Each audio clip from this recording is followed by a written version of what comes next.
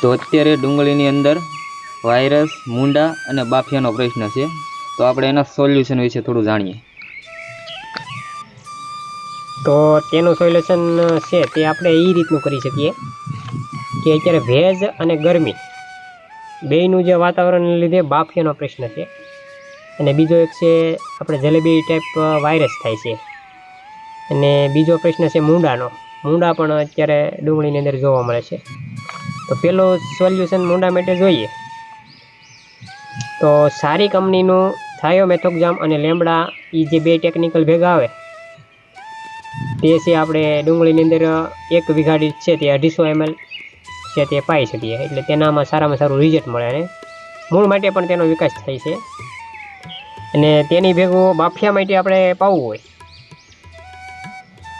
તો તે છે થાયોફેનેટ મિથાઇલ 70% આવે, એ વીઘાની અંદર 250 ગ્રામ છે તે પાઈ દેવાનો. અને બીજું જે આપણે કાર્બન ડીઝલને મેન્કોજેબ છે તે પણ 250 ગ્રામ છે તે પાઈ શકીએ.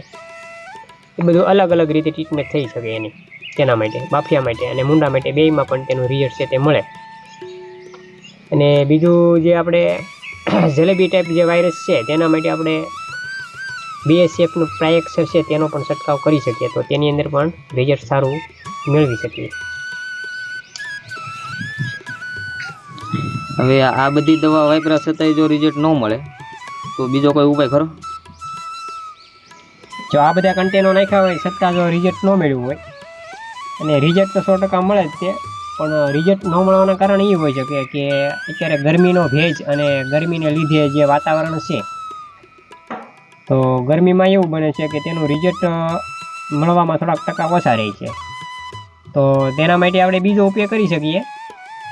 આ બધી વસ્તુ વાપર્યા છતાં ન રિઝલ્ટ મળ્યું હોય અને તેના પછી આપણે કાંઈ ઉપાય કરવો હોય તો આ બધી દવા છંટકાવ કર્યા પછી 6 થી 7 દિવસે આપણે જે ટાઇકોડર વીરડી અને સુડોમોનાસના જે બેક્ટેરિયા આવે છે તે બંને કિલો લઈ અને 2 વીઘાની અંદર નાખી દેવામાં આવે તો તેનું પરિણામ છે તે ભેજને લીધે સારું મળી શકે. તો બસ આજે આટલું જ છે. હવે આના પછીના વિડીયો જે થ્રીપ્સ અને શરમો આવે છે એના માટે માહિતી આપીશું. તો વિડીયો તમને સારો લાગ્યો હોય તો ચેનલને સબસ્ક્રાઈબ કરી દેજો અને વિડીયોને લાઈક કરી દેજો, જેથી આવનારા વિડીયો તમારા સુધી પહોંચી શકે.